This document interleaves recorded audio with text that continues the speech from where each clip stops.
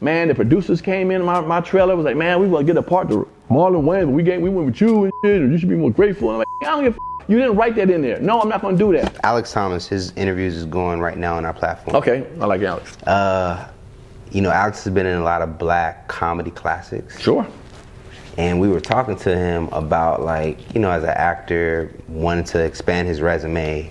He expressed that at one point he wanted to go beyond just being black famous, is what he called it. Okay. The audience, they didn't really, maybe the way he delivered it, they didn't really appreciate it because they love him for what he's done. Do you think white laughter is needed to become a success in comedy?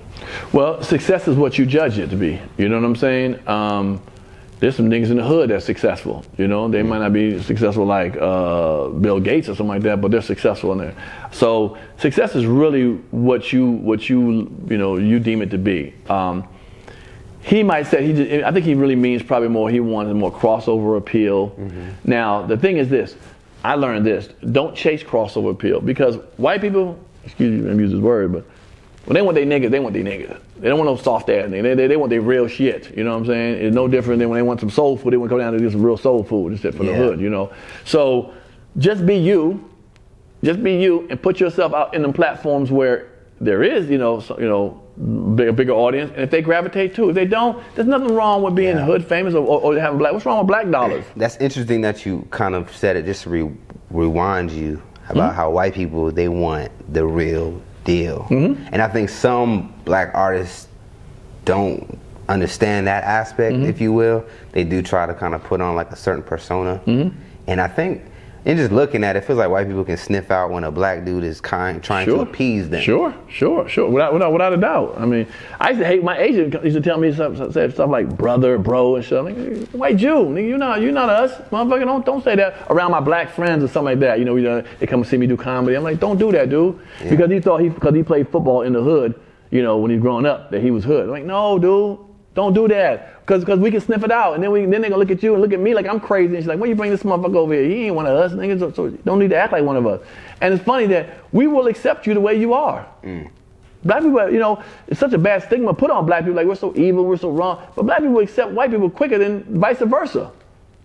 So I tell white people ain't got no problem. I had a friend one time. I did a show in Staten Island one time, and I asked one of my Jewish friends to come. He wanted to come see me. He said, all right, I'm going to bring some friends. Now, Staten Island is where Wu-Tang's from and stuff. You know, it's kind of hoodie and shit. They got some mafia people, whatever. So I was playing in the hood in Staten Island. And he went to call some of his friends. And then, like, about showtime came, I said, he called me up. I said, okay, your friends are coming? He said, nah, they scared. They don't want to come. And I'm like, what? I was like, why? He said, man, they're scared. I said, let me tell you something. Unfortunately, it's the truth. White folks have gotten to the point that let black people know, you best not mess with them. Or all hell gonna break loose. 4 white people coming to the hood will not get fucked up with or fucked with like 4 brothers or 4 black people coming to the hood. We have some kind of way gotten to the point where we don't value a black person's life as we do a white person's life. And it's because the media has done that and white folks done that. Because if you mess with somebody white in the hood, there's gonna be 3,000 cops, all TV shows and everything else. You mess with somebody black, you have 2 cops pull up, what happened to Leroy? So I don't know, all right, next, bye, it's over with. You know what I'm saying? So they already control. I don't know why we feel the need to appease them as much. You know what I'm saying? Yeah. Because they don't feel the need to appease us. So with that being said, you know, be you. Just be black. Just be the artist that you are. And enjoy that moment and ride with that. And those who come over, they come over. Those who don't, it's okay. Yeah. You know? That's the Hollywood mentality, though. Some people feel like, but the agents get to you like that. Don't say this, don't do this, that, don't do that. And they would needle you. I had agents, man, would needle me. Don't say that, don't do this. Well, you gonna film this? Why you gonna film it like that? Why don't you? What about the other side? Man, fuck that. I get what they saying, but would I be all right with myself inside? Yeah. You know what I'm saying? I did a movie called 2001: A Space Travesty. And we shot the movie in Europe, and we came back and we had to do what's called like some reshoots. I mean, some new stuff. For sure. And they added some new stuff that wasn't initially in it. And what it was they had they wanted me to have a Ku Klux Klan. The movie guy's name Leslie Nielsen. I don't know if you know, from Naked Gun fame. Older dude, the older dude with the white hair and shit. Okay. So he was a star, but I was his partner in the movie. Well, they came to my trailer and they said, we want you to act like you fell in a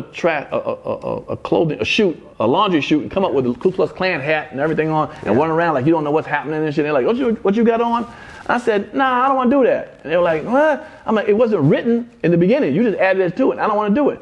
Man, the producers came in my trailer, was like, man, we want to get a part to Marlon Wayans, but we went with you and shit, and you should be more grateful. And I'm like, nigga, I don't give a fuck. You didn't write that in there. No, I'm not going to do that. And I mean, my manager came and was needling me to death and needling me to death and needling me to death for like hours. I stayed in that bitch, man, that trailer. I was like, I'm not coming out doing that. I don't want to do that. I'm not no fool. You know, that wasn't how it was written. And so we kind of came in a semi-compromise of if I do that, I'm not going to have it on and act like I don't know what the fuck I'm doing. Yeah. And so we changed it. But I'm just saying, sometimes they'll needle you to stuff and needle you like, good Lord, and act like you're not appreciative of what you got. Like, no, I appreciate it, but you can't just write shit in the movie that wasn't written at first.